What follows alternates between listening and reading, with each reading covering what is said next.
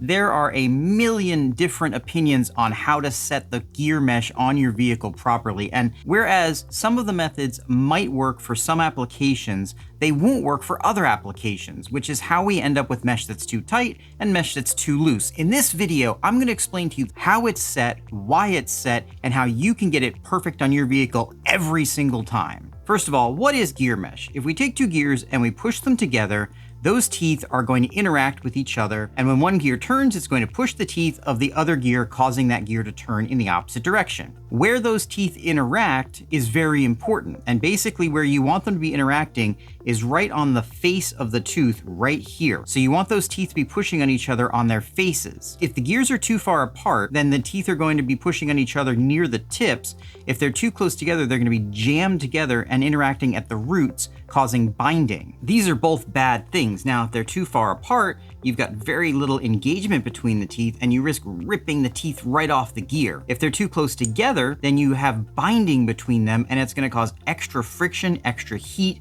and cause excessive wear to the gears.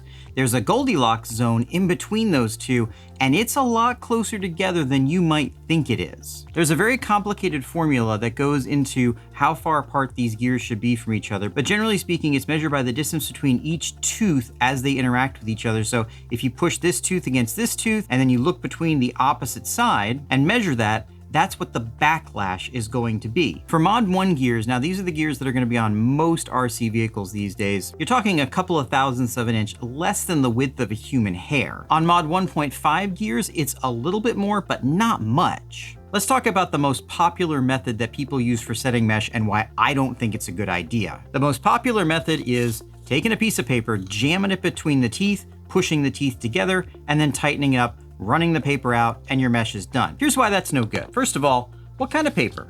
We've got 3 different thicknesses of notebook paper here. I've got an instruction manual here that's even thicker. I got a piece of paper towel that's even thinner. So a piece of paper is not a good measurement tool because we don't know how thick the piece of paper is. Second problem is jamming a piece of paper between these Mod 1.5 gears is going to give you a very different result than jamming a piece of paper between these Mod 0.8 gears. The mesh needs to be tighter, but the paper is the same thickness and actually takes up more room between these gears. Because of this, I don't think the piece of paper method is the way to go. So what is the best way to set your gear mesh? It's very, very, very simple. All you have to do is take your gears and get them as close together as possible while still being able to hold one gear still and wiggle the other gear. That will ensure that there is a gap between them, and basically if you can feel the gap, it's enough. I'm gonna grab a car and I'll show you in a practical application on that car. Now, most RC cars are gonna have a motor and a center differential or a slipper clutch, and that motor is going to be able to move back and forth on its mount, usually with some screws. There's 4 underneath here. I've already loosened this one up. Let's see what that mesh looks like right now. So what I'm going to do is I'm just going to hold the motor gear still, and I'm going to take the center differential gear and wiggle it back and forth.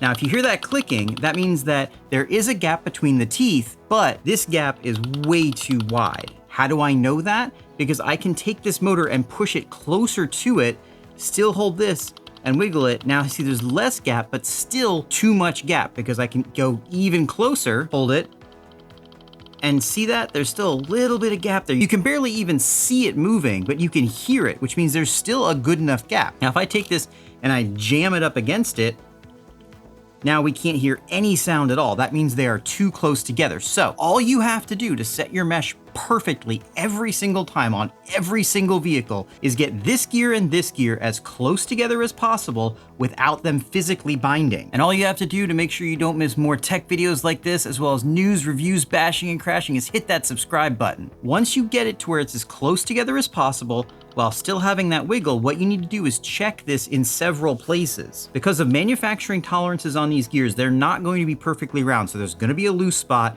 and there's going to be a tight spot. So you just rotate it around, check it in several places, and as long as you still have that little bit of wiggle, you're good.